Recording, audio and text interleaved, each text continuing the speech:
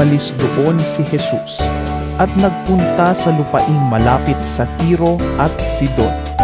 Isang Kananeya na nakatira doon ang lumapit sa kanya na sumisigaw, Panginoon, anak ni David, maawa po kayo sa akin.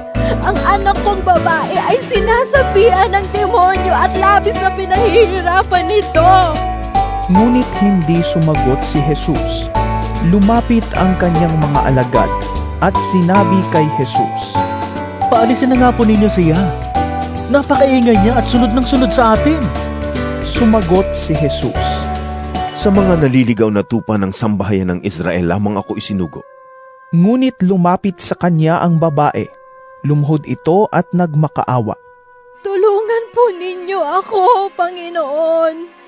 Sumagot si Jesus, Hindi dapat kunin ang pagkain ng mga bata at ibigay sa mga aso. Totoo nga, Panginoon. Ngunit ang mga aso man po ay kumakain ng mumong nalalaglag sa hapag ng kanilang Panginoon.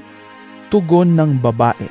At sinabi sa kanya ni Jesus, Ginang, napakalaki ng iyong pananampalataya.